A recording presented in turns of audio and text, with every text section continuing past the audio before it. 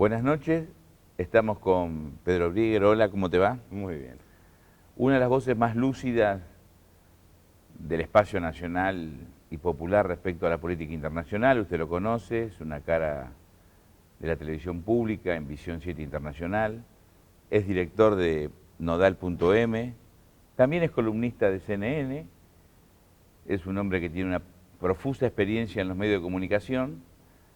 Y mi primera pregunta, porque los que te conocemos a partir de tu tarea periodística, es tus orígenes, de dónde venís, cómo se te dio el periodismo, por qué la política internacional. Tiene que ver con cuestiones personales que muchas veces influyeron. Mis padres fueron perseguidos durante la Segunda Guerra Mundial, una familia judía, llegaron a la Argentina, por lo tanto ellos llegaron de jóvenes, en mi casa se hablaba alemán, fue mi primera lengua, siempre tuve un acercamiento muy especial a los idiomas. Fui a un colegio judío donde se enseñaba el hebreo, después aprendí inglés y francés. O sea, siempre me gustó estudiar idiomas. Más tarde comencé a estudiar en diferentes oportunidades árabe, chino. Viví mucho tiempo en el exterior, viví 11 años en el Estado de Israel, por lo tanto tuve mucho acercamiento a lo que era el Medio Oriente, el mundo árabe, el mundo islámico, por mis propios orígenes muy ligados a Europa, familia alemana, parientes en el Reino Unido, en Francia. Nuestra propia historia argentina necesariamente te liga a España y a Italia. Por lo tanto, yo siempre digo que miro el mundo desde arriba. Cuando yo analizo no me ubico en la Argentina para analizar, por más que yo hoy viva acá. Cuando miro América Latina trato de ver cuáles son los procesos más allá de lo puntual. Y lo mismo si tengo que analizar lo que está pasando en Europa, por ejemplo, seguí muy de cerca y lo sigo, lo que está pasando en España, lo que está pasando en Grecia. ¿Tus padres qué profesión, qué actividad desarrollaban? Mi mamá llegó a los 13 años, terminó acá segundo grado y se dedicó a trabajar. Y mi padre era comerciante, llegó a los 18 años. O sea que tus padres se conocieron acá. Se conocieron acá. Los dos provenientes de Alemania, los dos huyendo del nazismo. ¿En qué año? Mi mamá llegó después del 38, ella conoció lo que se llama la Noche de los Cristales Rotos, cuando los nazis destruyeron muchas sinagogas y comercios judíos en Berlín especialmente, ella estaba ahí. Mi papá se fue en el 33, apenas asume Hitler, Alemania, por eso te digo que en mi casa se hablaba alemán, era el idioma que ellos hablaban y todo lo cultural que tenía que ver con Alemania y con Europa fue muy cercano a mí. Después entró Grecia, entró España, o sea, yo seguí muy de cerca el proceso electoral en Grecia, estuve en las últimas 2 elecciones en Grecia, estuve en la gran manifestación que hubo en marzo ahora en Madrid también, volviendo de Grecia, estuve en Egipto después de la caída de Mubarak, tratando de empaparme de los movimientos populares, que es algo que yo trato de seguir muy de cerca, ¿no? Entender. Vos hablás de política y después analizás la política internacional, o analizás la política internacional y te encontrás con la política. Yo creo que hay una mezcla. Yo me fui además muy joven, yo me fui a los 18 años a vivir a Israel, así que no tenía militancia política en la Argentina, aunque eran momentos de tomas de escuelas en el 72, 73, años bastante fuertes. Y mi despertar político, periodístico, se despertó en el extranjero, en Israel. O sea, yo no pasé acá la dictadura, me fui por voluntad propia, no fui exiliado en ese momento. En un momento caldeado en el Medio Oriente. Sí. Pero sí, yo llegué justo después de la guerra del 73. Entre la guerra de 7 días y la del Yom Kippur. Yo llego justamente a Israel después de la guerra de 1973 y mi crecimiento fue en una región muy distante de América Latina, empapándome, trataba de entender las sociedades que rodeaban al Estado de Israel, la cuestión palestina, el Líbano, Egipto, Irak, Irán, Siria. Así que mi primer acercamiento tuvo más que ver con el estudio de la cuestión nacional, por ejemplo. La cuestión nacional palestina me acercó a la cuestión nacional vasca, a la cuestión nacional en Canadá de Quebec, a la cuestión de los catalanes. O sea, hubo un despertar muy vinculado a una temática que tuvo mucho que ver con la década del 50, los movimientos de descolonización en África y en Asia. ¿Y cuándo llegaste al periodismo? Es una buena pregunta, porque cuando volví a la Argentina, yo primero comencé a trabajar en la universidad, terminé mi carrera, yo soy sociólogo, y siempre me gustó la escritura, me gustaba el periodismo ya cuando era adolescente, algunos periodistas que yo conocía me desalentaron, y creo que tiene que ver con esta formación muy universal, muy cosmopolita, de manejar muchos idiomas, de que me gusta conocer lugares, las culturas de otros pueblos. O sea, y el periodismo fue parte de eso. En realidad el salto al periodismo lo doy después de haber publicado un libro sobre Nicaragua, y empiezo a aparecer en medios, me comienzan a llamar, me entrevista la CNN, me llaman a diferentes programas como experto en temas internacionales, me piden que escriba columnas, escribo noticias, escribo aquí, escribo allá. Y bueno, fui aprendiendo lo que era radio, lo que era escribir, perfeccionar, y después la televisión, y bueno, así se fue dando. Es un poco atípico. Uno accede muchas veces a la realidad a través de los medios sobre política internacional, y generalmente es el diario, la revista, la televisión. Todo lo que viene en general que uno consume está formateado en una ideología que responde a la impronta norteamericana o a la impronta europea. Vos tenés una formación y un conocimiento que te debe dar muchos elementos para poder discernir qué es CNN, donde sos columnista, o qué es ser la voz en temas internacionales en la televisión pública. ¿Cómo ves la puja, esa lucha cultural ideológica entre medios que nos buscan llevar desde Hamburgo a Buenos Aires, Londres, o de Nueva York a Lima, Lima a San Francisco, obviando lo nuestro, lo latinoamericano? A ver, primero lo general.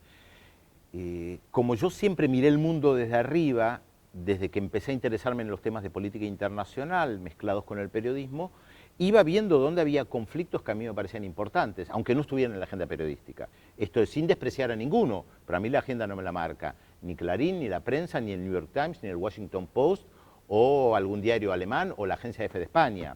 Así pude captar hechos que después se convirtieron, por ejemplo, en muy importantes. Mi olfato, mi búsqueda, me hizo ver cuando comienzan a haber protestas en el mundo árabe, que acá se estaba gestando algo diferente. Esto es, cuando pasa algo en Indonesia, para tomar un ejemplo, yo voy a la prensa de Indonesia. Ya es algo que tengo mecanizado. No espero leer qué dice el New York Times sobre Indonesia. Yo voy al Jakarta Post, que es un excelente diario de Indonesia. ¿No hay clarines en todos los países? ¿O nación? Digamos, Por supuesto, la expresión dominante. Pero por supuesto, pero yo trato de rescatar también lo mejor de cada uno. Clarín ha tenido durante muchos años una sección internacional de primer nivel, con excelentes periodistas, y hasta el día de hoy hay excelentes periodistas. Entonces yo trato de leer todo. Yo trato todo lo que se pueda, por supuesto, ¿no? Yo trato de leer todas las visiones. Por supuesto que cuando voy a la prensa en Indonesia o en Japón, yo trato de discernir si el Japan Times tiene una postura u otra. O si leo el Times of India de la India, trato de discernir, bueno, para quién juega ese diario. No siempre es fácil, por supuesto. Para mí el New York Times y el Washington Post no son la Biblia, como para muchos periodistas en América Latina. Son excelentes diarios, pero han cometido errores, fueron parte de la guerra de la invasión a Irak en el 2003, el New York Times la apoyó claramente, 2 años después publicó un editorial diciendo nos equivocamos, no manejábamos suficiente información. Es mentira. Había información, esa información la manejaba yo, la decía en la televisión pública, la decía en diferentes lugares. Mentira que no tenían información. Entonces yo no los pongo en el Olimpo, a nadie. Trato de tomar lo mejor de cada uno, a mí me encanta el New York Times, pero trato de leer también el Washington Post, Los Angeles Times en la otra costa, o los diarios incluso en castellano que salen en Estados Unidos, como La Opinión de Los Ángeles, que es un excelente diario, siempre sabiendo dónde están ubicados. Ahora, ¿por qué la lectura de la prensa latinoamericana es tan importante? Porque si vos efectivamente querés saber qué pasa en América Latina, primero tenés que leer la prensa local para enterarte de muchas cosas que las grandes agencias no toman. Mira, te voy a dar un ejemplo concreto, que además eso fue lo que llevó a la creación de Nodal.am como un portal de noticias latinoamericano y caribeño. Es la primera vez que hay un portal de noticias dedicado exclusivamente a América Latina y el Caribe. No había. Seguimos siendo rehenes de las agencias de noticias estadounidenses y europeas. Los que me han seguido en el 2011 en la televisión pública han visto mis comentarios sobre Chile. Las imágenes que llegaban de Chile, del movimiento estudiantil, eran imágenes de violencia que las cadenas chilenas emitían, levantadas por las grandes agencias de noticias internacionales como Reuters o France Press, y a la televisión pública en la Argentina llegaban esas imágenes. Entonces, 200 personas rompiendo vidrieras tenían un espacio superlativo frente a 200.000 marchando de manera pacífica. Y yo llegué a decirle al público, buscando la complicidad con los televidentes, diciéndole, miren, yo no voy a pasar imágenes de violencia. Si ustedes quieren ver violencia, cambien de canal. Yo resalto las marchas pacíficas. Había una intencionalidad política. Los ejemplos podrían ser innumerables. Pero respecto, por ejemplo, al tema de la minería, en la República Dominicana hubo un gran debate respecto de la minería y la Barrick Gold. Para que la Barrick Gold, que se la llevaba con pala, como se dice en el lenguaje cotidiano de un bar, pagara más impuestos. Un debate importantísimo. Todos los diarios, los medios de comunicación de la República Dominicana, día y noche con este debate, hasta que el Parlamento aprobó una resolución diciéndoles tienen que pagar más impuestos. Ahora, ¿por qué no nos enteramos en América Latina del debate que hubo en la República Dominicana? ¿Por qué los políticos no se enteraron? Seguramente si lo hubieran eximido, hubieran dicho que era una medida progresista, que eso facilitaba las inversiones. Sí se enteraban. Sí no digo, si hubiera sido al revés. Pues ya lo sé, pero sí es que se enteraban. No, ahora, esas cosas para empujar a la economía global en detrimento de los intereses nacionales, por lo general no se enteramos. Siempre te enteras. ¿Te acordás que hace poco te contamos que los consumidores íbamos a estar mucho más protegidos? Es porque ya implementamos un nuevo sistema de solución de conflictos. Si tuviste problemas con algo que compraste o con un servicio que contrataste y la empresa no te dio una respuesta adecuada, ahora tenés Consumo Protegido. ¿Cómo funciona? Te comunicas con Consumo Protegido y vas a una conciliación donde la empresa, vos y un conciliador van a buscar llegar a un acuerdo para solucionar tu problema. Es gratis para vos y obligatorio para la empresa. Y como el conciliador es especialista en temas de consumo, no hace falta que vayas con un abogado. ¿Viste qué fácil? Los consumidores ya estamos más protegidos. Más información al 0800-666-1518 o www.consumoprotegido.gov.ar. Consumo Protegido, siempre de tu lado.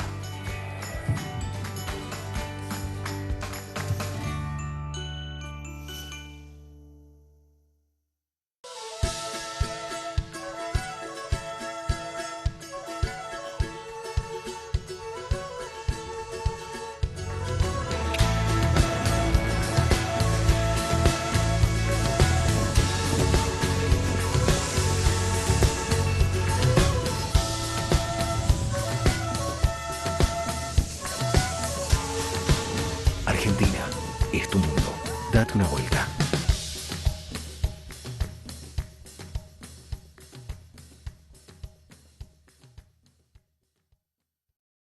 ¿Quiénes deben vacunarse contra la gripe? Embarazadas, mamás antes de egresar de la maternidad, niños entre 6 y 24 meses, personas con enfermedades crónicas u obesidad, personal de salud y mayores de 65 años. Para ellos, la vacuna es gratuita en centros de salud y hospitales públicos de todo el país. Vacunate. Es bueno para vos. Es bueno para todos. 0800-222-1002.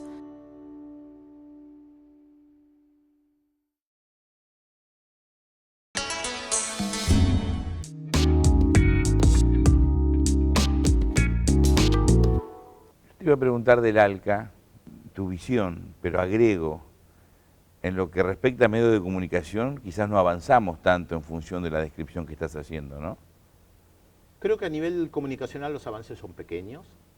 Respecto del ALCA, yo formé parte de la coordinadora anual ALCA que existía. El ALCA, para los que no lo recuerdan, era el gran proyecto de Estados Unidos desde Alaska a Tierra del Fuego. Era un proyecto continental con oficinas en Miami y cerca de 70.000 puestos de trabajo en Miami. O sea, era el gran proyecto que tenía Estados Unidos para la región. Un gran área de libre comercio que favorecía básicamente a las empresas estadounidenses, que por eso Estados Unidos trataba de firmar tratados de libre comercio con cada país en particular. Creo que el no al ALCA acá en Mar del Plata marca un antes y un después. Yo lo dije en su momento también en la televisión pública. Yo no sé si Néstor Kirchner fue consciente de la travesura, entre comillas, travesura política que le hizo al presidente de los Estados Unidos cuando se plantó ahí. y permitió que Hugo Chávez realizara, junto con argentinos, bolivianos, Evo todavía no era presidente de Bolivia, ese gigantesco acto en Mar del Plata, que significó un duro revés para la política de Estados Unidos, un duro revés. Ahora, es verdad que la comunicación tal vez no ha avanzado tanto. Yo tengo un diagnóstico al respecto que tiene que ver con medios de comunicación alternativos que fueron creciendo en los últimos 20 años, 30 años, y que fueron creciendo al calor de la lucha en contra de las políticas neoliberales. Y muchos medios alternativos que han hecho un gran trabajo. Creo que el problema de muchos de estos medios alternativos es que se quedaron en la protesta, en la denuncia. Somos una minoría que denuncia. Y en América Latina, desde la llegada de Hugo Chávez y los cambios y la sucesión de gobiernos progresistas, en el amplio sentido de la palabra, ha habido un cambio de etapa, hay un cambio de época. Porque creo que hay que dar ese salto comunicacional, de buscar competir con los grandes medios internacionales, buscar romper esa hegemonía comunicacional y no quedarse solamente en la protesta y la letanía de cuán difícil es frente a los grandes medios de comunicación. Ahora, creo que hay un déficit muy grande en los organismos regionales, en UNASUR, en CELAC, en Mercosur y en gran parte de los organismos regionales, en no avanzar en la comunicación. Y creo que a gran parte de los que elaboran las estrategias políticas para la región no terminan de entender, es mi opinión, no terminan de entender lo comunicacional desde lo positivo. Entonces, continúan con esta sensación de que los grandes medios dominan, cosa que es verdad. Ahora, ¿nos quedamos en la letanía, en el dolor, en la protesta, o damos un salto y construimos algo diferente? Volviendo al ALCA, vos nombraste a Néstor Kirchner, Chávez, yo agrego Lula. ¿Cómo pensás que evolucionó lo del ALCA 2005? Hoy estamos en el 2015.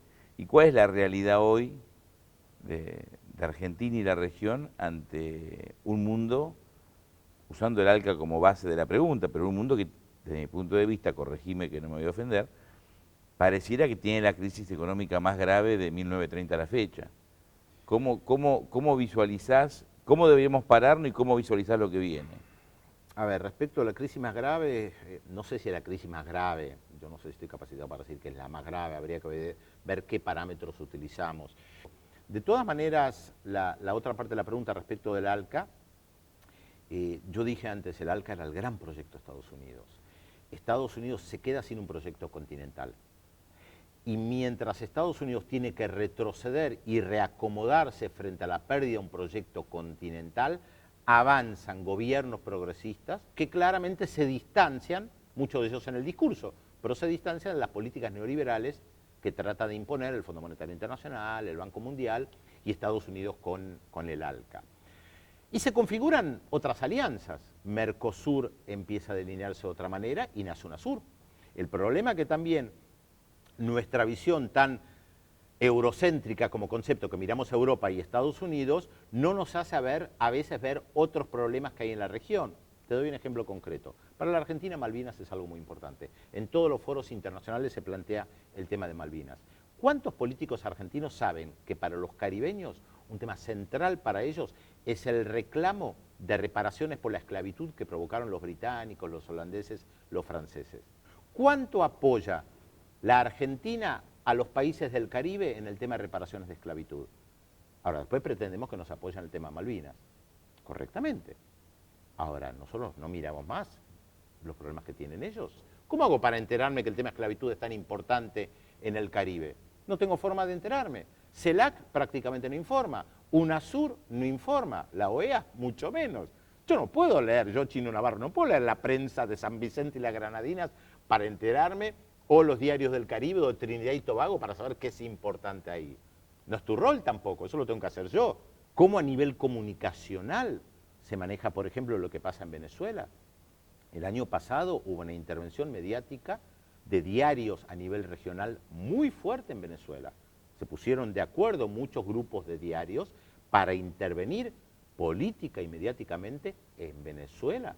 Lo reconocieron los propios colombianos que impulsaron esto a través de sus principales voceros que estaban interviniendo políticamente en Venezuela.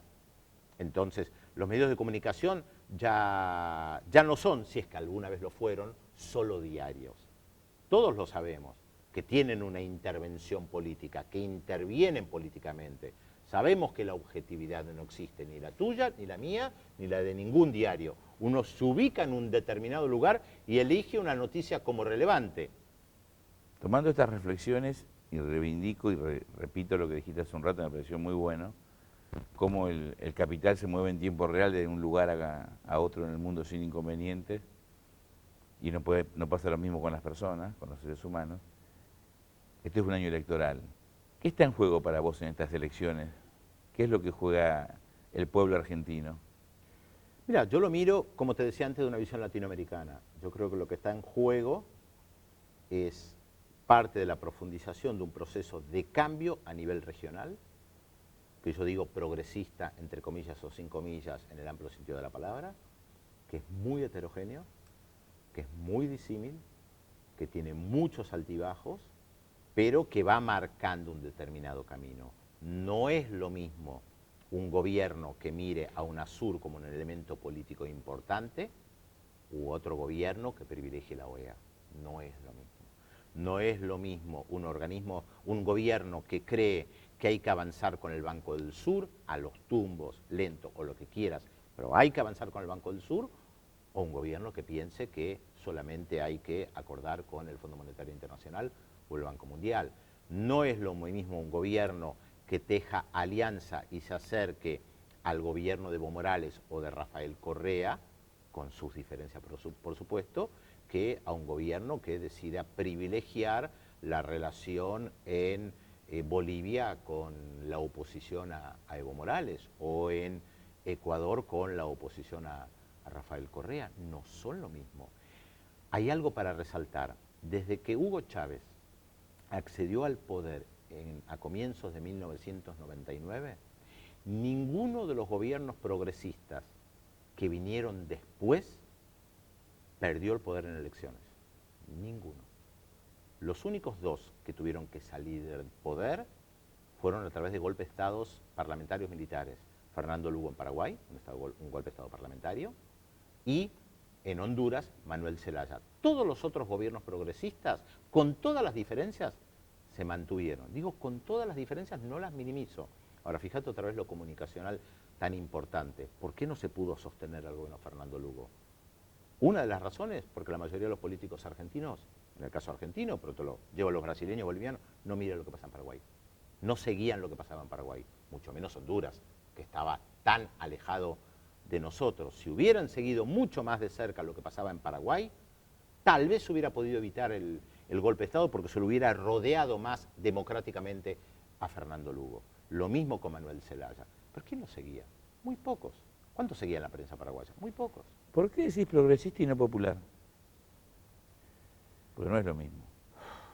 ¿Por qué decir popular y no progresista?